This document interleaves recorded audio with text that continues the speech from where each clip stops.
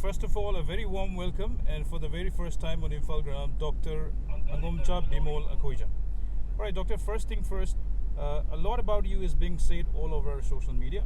Some know you personally, some have attended your public appearances, while many of us have only seen and followed you on screen. So for the very first time voters, and for somebody who still doesn't know you enough, what do you have to tell them about yourself and their decision to vote? I am a person who professionally an academic who is very passionate about my home state, Manipur. A passion that has brought me to this electoral politics as well. All right, moving on, you have perhaps been long involved in public issues and democratic movements, and also been voicing concerns about the shimmering ethnic tensions long before the violence broke. But what made you take that leap of faith, or rather take this bold decision to get into politics and get into the driver's seat from perhaps sort of being an on and off navigator? See, there is a saying which many of the intellectuals follow. The responsibility of the intellectual is to speak truth to the power. And raise public concerns and issues, which is something that I have been doing for decades. At one level, I found that it didn't help much because the actual actors, these politicians, they are the one who decides and do things.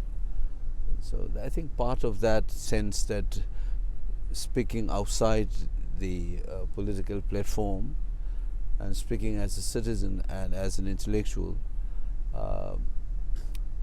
did not result in what I wanted things to be. That's why I am here now in politics, to do things directly, to get involved directly in decision-making process.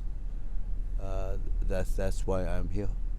All right, so another way, you're here to get your hands dirty. Yeah, you have to clean the things. Then, if the dirty things needs to be cleaned, then quite obviously your hands will get dirty as well in some sense. But it will not dirty my soul, my body, my spirit. That's for sure. Let's hope for the best. And right, moving on. Well, the BJP's narrative of the cause of the conflict kept drifting from war against drugs to a fight against illegal immigration and external forces. And now then to the aftermath of the, what they call it, Mamangi Sarkar. So what's your take home on the violence? That's one of the unfortunate things that I've seen is, rather than taking responsibility for what has happened, the government has tried to deflect it on to others. And we know for sure that if the government has been effective and efficient in discharging its responsibility, this violence would not have happened, at least in the way it has. It has prolonged for more than 11 months now. This is unprecedented. India has seen many communal violence, for instance, a situation wherein the law and order has been seriously jeopardized. It is always a matter of 1 or 2 weeks. Maybe sometimes it might go for a month or so, but never in history you have seen such a prolonged state of lawlessness. So the government has not taken responsibility for that one. That's why they are trying to deflect on Mamangi Sarkar, the earlier government. That's a sign of, in some sense, immaturity and lack of, courage and a sense of responsibility that goes with it.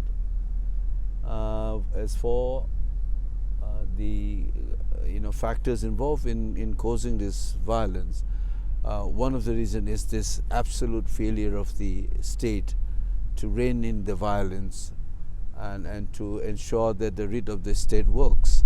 It did not. So that is one reason or the cause of the present turmoil. The other is that Manipur has many communities, and there is an estrangement among these groups for decades. And the present crisis is in some way a reflection of that estrangement as well,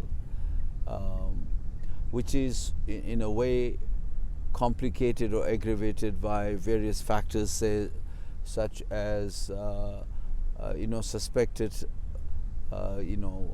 involvement of illegal immigrants from or outside forces, and drug cartels, and quite obviously political parties or politicians who believe in the politics of polarizations to secure their political offices.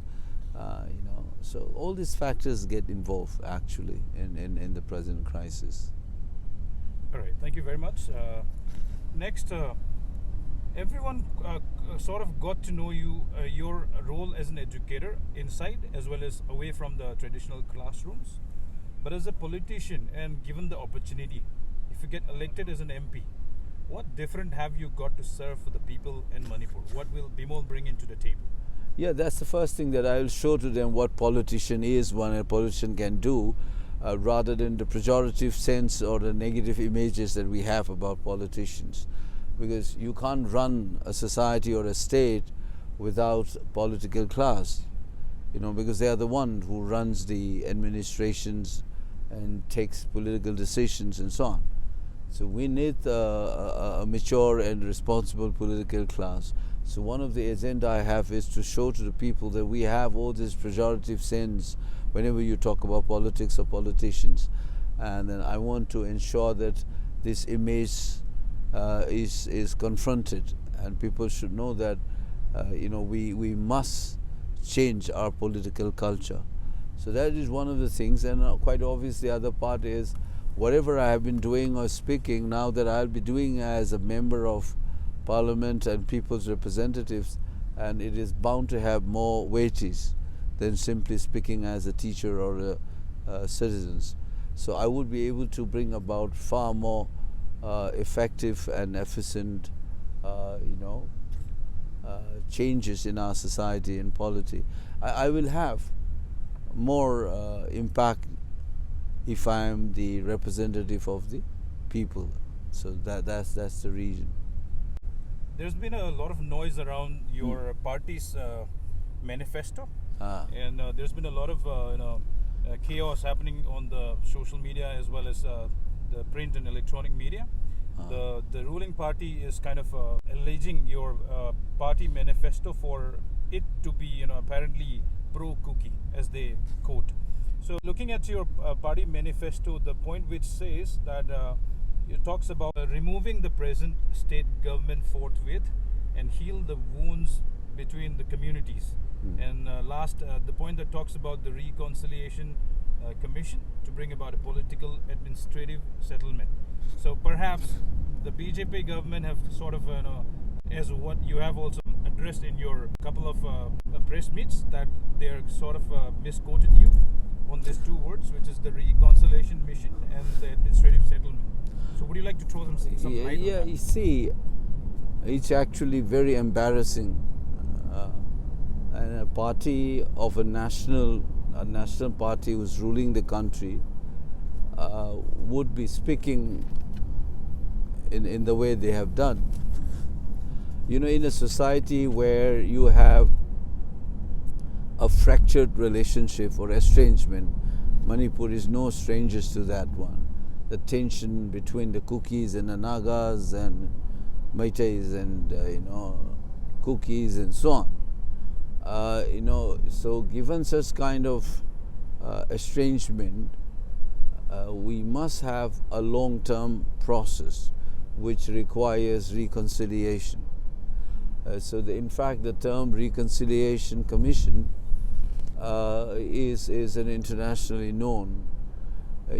Take for example in South Africa, during the apartheid regime, whatever had happened between the blacks and the white, once they want to launch a new South Africa where everybody is equal, but what had happened before, in order to resolve those things, the anger, the frustrations, the pain and all those things, South Africa under Nelson Mandela instituted something called Truth and Reconciliation Commission.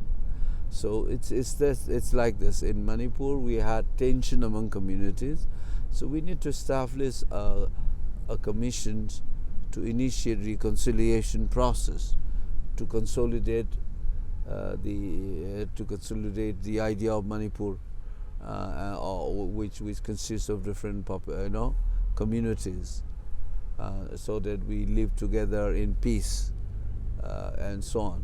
So this is a well thought out, a very far-sighted approach. I think these people have failed to understand, and I was shocked at one level that the manifesto said every agreement that we'll be arriving at is agreeable to all the people. There is an expression called satisfactory to all the people. So if they are saying that this resolution is hinting at separate administration. That's not possible, because large chunk of the population in the state rejects that idea. So that means even if one community objects, that resolution cannot be resolutions. That's what the manifesto speaks of when it says a solutions agreeable to all the communities. So it is a misnomer for them to say that simply because there is a word called administrative, they started talking about separate administrations. There are many other issues, as a Meitei also they need to think. A lot of these district boundaries are arbitrary, and that needs to be reorganized and on a rational ground. So it is a very, very far-sighted point that the manifesto carries. But these people, it seems neither they understand English nor the finer aspects of the choice of the expression called Reconciliation Commission and so on. All right. So while we are thinking of the candidates to interview, we sort of ran a quick poll to our audience, and we got a large amount of our audience requesting for us to interview you. And we had sort of asked them for any questions if they have for you. Yeah. And one very common question that we got was that at this time a lot of young plus old voters are sort of lack of faith in the political scenario all over India, and a lot of voters are also kind of suggesting that they might go and just put a vote on Nota, none of the above. So two things. One is, what would you like to tell to the people who have sort of lost their faith in this political scenario? And two, how would you like to address this, that people who wants to cast a vote on Nota? If they think that all the candidates, any one of them is not worth it, or they do not deserve to be MP, or they cannot perform the duty of an MP, then they have all the right to choose Nota. If they really think that all the candidates who are contesting this are not capable of representing our interests, our state's voice, they are not fit to be an MP or stuff like that. If they truly believe like that, then they have all the rights to choose Nota as an option. But otherwise they have to think, they have to choose, because their decisions will shape. This election is not a normal election. It will have a direct bearing on the new course that the state will take. So I would request them to think over it very carefully and not to take this election very lightly. All right, so Doctor, just as we wrap it up, do you have any last message for the voters or for the public in general? Well, in our long history, we have never seen such a crisis in our life. In fact, this is an unprecedented phenomenon in the history of India as well.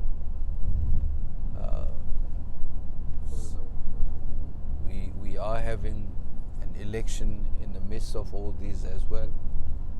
So I think people should not take this election, that forthcoming Lok Sabha election, as any other regular elections. This is a time to show whether we as a people have the sensibility or the capacity to survive as a collective. So I will request our people to realize that we have never faced such a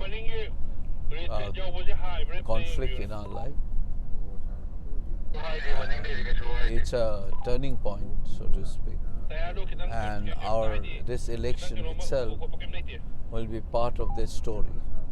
So I want our people to be very, very cautious about whom they choose and how they exercise their right to vote, because that will determine the course of history, which will have critical bearing on our state. So that would be my appeal to them, to vote conscientiously, with that conscience and the clarity of what we want to do and what we ought to do as a people. Thank you. All right, thank you very much for your time, and thank you once again for giving us this right, and wish you all the best, and wish you all love and luck for the coming elections. All right, thank you so much. Thank you so much. Hi, this is Angomcha Bimol Akoijam. I'm contesting this 18th Lok Sabha election from Inner Manipur Parliamentary Constituency, and I hope that you will vote of your choice. I'm not going to campaign for myself. All that I'll be asking is, do vote, and do vote by with the clarity of what we want to be in the next years to come for our state and for ourselves. And you're watching me on Imphalgram. Thank you.